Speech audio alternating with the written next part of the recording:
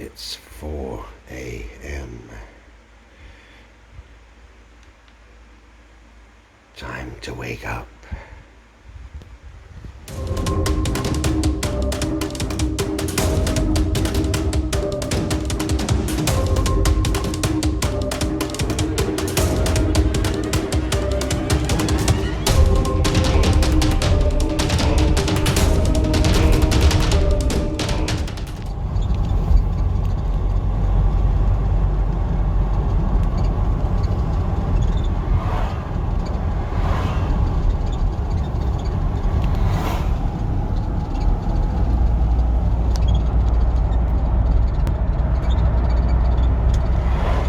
Alright, so it's 5:30 and I am heading to work. You can see how dark, it's just getting darker and darker now.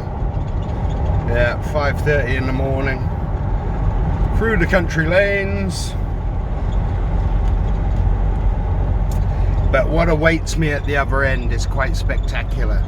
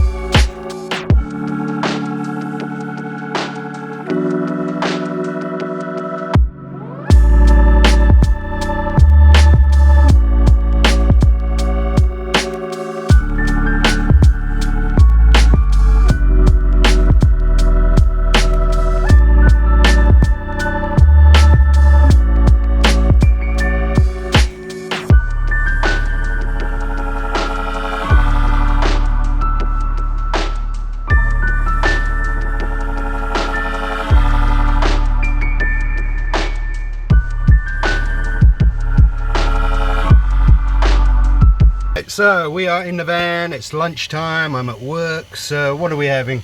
We're going to have some Uncle Ben's. I'll call it Uncle Ben's because they call it Ben's rice now. Ben's rice, they've taken a picture of Uncle Ben off it, saying, oh, it's cultural appropriation.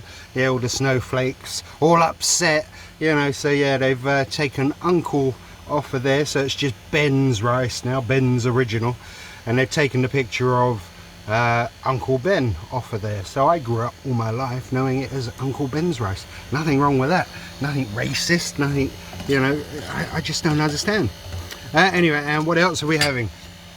Yesterday I made some chili con carne, so I bought that in today. So all made from scratch using real sort of food and you know, all the herbs and spices. Luckily enough, I live with a master chef, Mel, and our cupboard is stocked with every spice you can think of.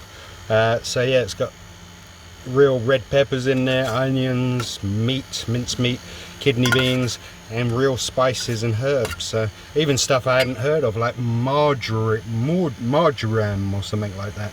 Anyway, so yeah, fully stocked spice kitchen. That's what we have at home. Yeah, the Uncle Ben's, you know, over there in the marquee there, they got a little sort of station for coffee and all that, and they've also got a microwave. So this stuff microwaves in 2 minutes, and rather than getting a separate pan out and doing it with a bit of water, I just banged it in the microwave for 2 minutes. Saves time, efficient sort of, you know, way of doing things. So yeah, just banged it in the microwave. And that's what we're doing. So just having some lovely chili con carne that I made myself yesterday, Uncle Ben's rice, and yeah, that's lunch for today. There is my little feast: chili con carne, Uncle Ben's rice, and maybe a few corn chip nachos on the side. What do you think? So just washed up chili con carne. Well, you can't go wrong with that, can you? Absolutely delicious, if I say so myself.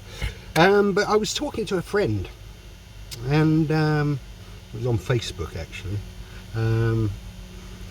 and he's got a van, and he was talking about, you know, whether to get an air fryer for the van and all that, because he's got a bigger van. And I said, oh, I'll just make a sandwich, just flippantly, just had a laugh. Not meaning it, obviously. Who wants to eat sandwiches all day?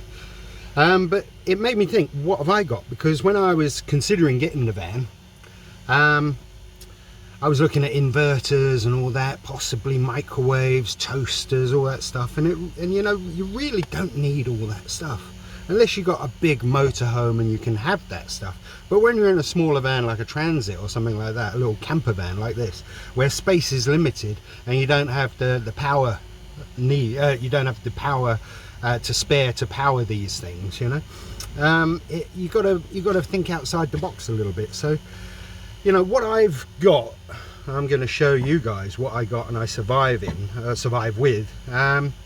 And bear in mind, I mean, even now I'm off grid, completely off grid. I work on film sets, a lot of film sets, in case you don't know and you're new to the channel.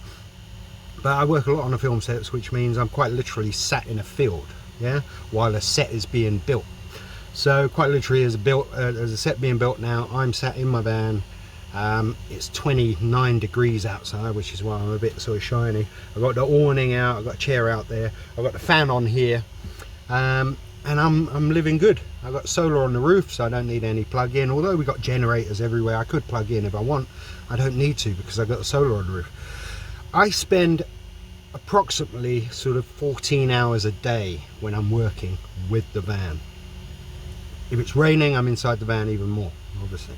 But on a day like today, I'm sitting outside, I'm preparing food in the van, all that stuff, yeah. I know I ran over there and used the microwave for my Uncle Ben's rice, but usually everything is done in the van, yeah, even rice. So really, I've learnt that I don't need a toaster, I don't need a microwave, yeah. Sounds rattling away past me. I don't need a microwave. I can get by with what I have in the van, and it's all sort of camping stuff, yeah, because it's a camper van. So I use camping equipment, and it just makes sense to me. So I want to show you what camping equipment I use, and all this stuff. You know, I can boil water, so I can cook pasta, I can cook sauces, you know, reheat sauces. I've got a kettle. I've got a ridge monkey, and I have a frying pan that doubles up as an egg poacher, which I very rarely use. I was thinking, oh, if I get an egg poacher, I'll be able to do eggs Benedict all the time, every day, because I love eggs Benedict. But it's just a pain in the arse to poach eggs with an egg poacher. So let me show you exactly what I use, and it isn't much, but it covers all my bases. Right, so that is my cooking equipment. Yeah, let's just pop that light on so you can see it better. Yeah, that's my cooking equipment. This all compacts up, yeah, so that all compacts up into there. So a nice little kit. In here you can use this as a little frying pan if you wish, and I have done. It has a handle, which means you can, you grab the thing, yeah. Same with the pots. Yeah, you can pick the pots up. Yeah, pick the pots up with the little grab handle. Has a kettle built into it. Yeah, that goes inside, built in, and then two different sized aluminium pots. Yeah, so that's good for all your sauces, ragouts, pasta, boiling water to make your pasta, whatever you want, you can obviously do with that. Cup, yeah, 1 spoon, I always keep handy just to make coffee. And that is really it. You got your kettle, like I said, and that is what I use most. If I need toast, then I use the Ridge Monkey. Yeah, so the Ridge Monkey, that's non-stick, both sides. Put toast in there, put 2 pieces of bread in there, and then you just close that down, heat it up, flip it over. Yeah, put that on the hob, heat it up, flip it over, and then when both sides are toasted, you take them out and put both sides that are toasted inside, so the untoasted bread is on the outside. Just do it again, and you got 2 slices of toast on both sides. This can also heat up or reheat sausages. If you've got some old, sausages that are cooked and you put them in the fridge, you can put your sausages in there. You can put, I've used this for heating up pieces of quiche. I've used it for heating up pieces of pizza. Yeah, so very versatile, really. You know, the limits are your imagination. Yeah, so that is really a good, useful tool. All this stuff can be used on a open fire as well, or a barbecue. And then lastly, I thought I'd use this more, like I say, but I haven't. I've used it a couple of times. It's an egg poacher. We know what an egg poacher does. It poaches eggs. But the versatility of this is it's actually a non-stick frying pan as well. So if I want a fried egg or something like that, perfect. Yeah. So it doubles up. So I like things that double up and you can use them for multiple things. So it's an egg poacher that doubles up as a frying pan. And that really is all my cooking equipment. I have here, I have a Tupperware box full of just knives and forks, steak knives, spoons, just stuff from old stuff from the house really, just, you know, all sorts of stuff. So I'm never going to run out of utensils. I've got a bigger knife in there. That's a nice sharp knife should I need to do anything serious. Yeah, a little lighter in there as well. So yeah, just a collection of plastic knives and forks, real knives and forks, steak knives, and that's really it. And that's all, and some camping ones as well in there as well. You may have seen these before, but they fold. Yeah, so yeah, they're all my knives, forks, cutlery, and all the needs. If I need anything else, then I bring something from the house, like a spatula or something like that. But I really don't need all that, because what I cook is quite simple. It's usually pasta, sauces, and reheating stuff, and maybe an egg, some toast, and that is really it. That's how I get by, you know. So you got your kettle for your teas and coffees, your pastas, your sauces, your hot water, toast and reheating stuff, frying pan. I mean, that is really it.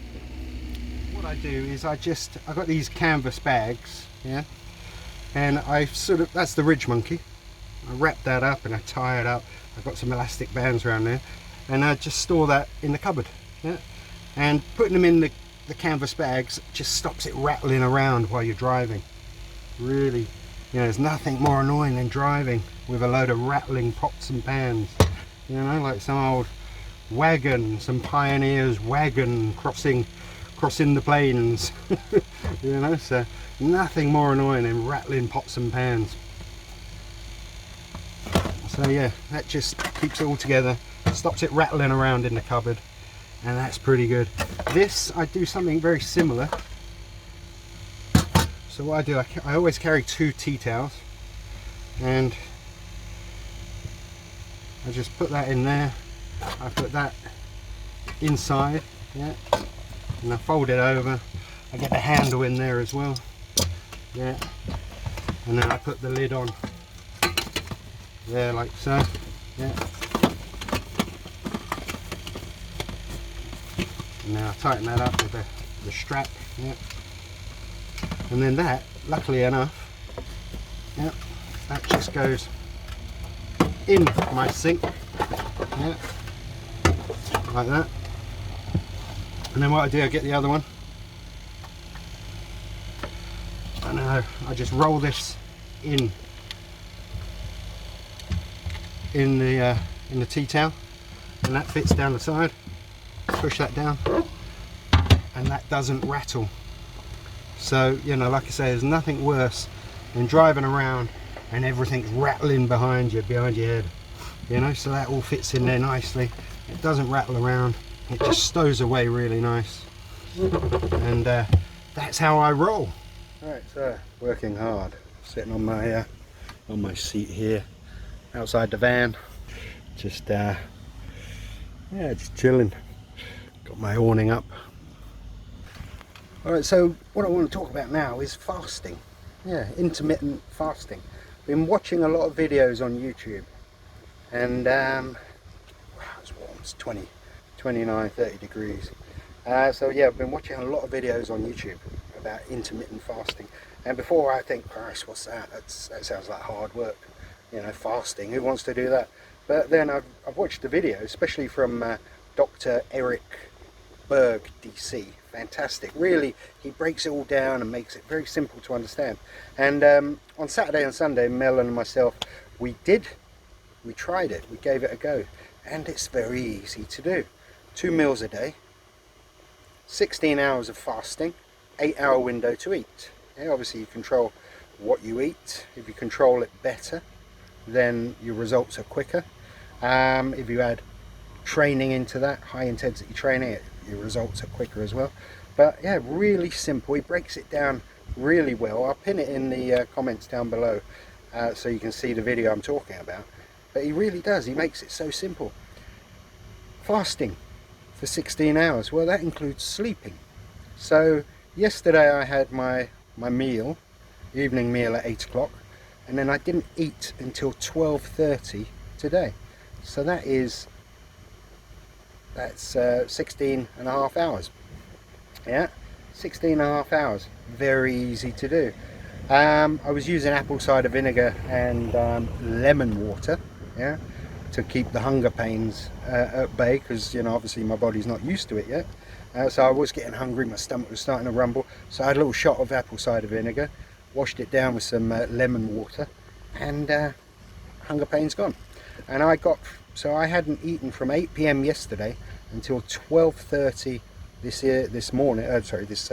afternoon, with no problems. And obviously it's going to get easier as time goes on, so I'm going to give this a go. So yeah, you're fasting for 16 hours, and then you're eating within an 8-hour window. So from sort of 12 o'clock until 8 o'clock, that's your window. So I'll be eating around about 12:30, 1 o'clock for lunch, and then I'm going to have my dinner, my evening meal at around 7, and then no food until the next day lunchtime. So 16-hour fast, very easy to do. And the way he breaks it down, it makes it so simple to understand. And he's a big advocate of apple cider vinegar. I've used it in the past, but, you know, on and off. But now I'm using it more, and it really does work. It just gets rid of your hunger pains. And yeah, you sort of rumbling stomach and all that. So yes. And what it is, it's not a diet. It's actually just a way of shocking the body.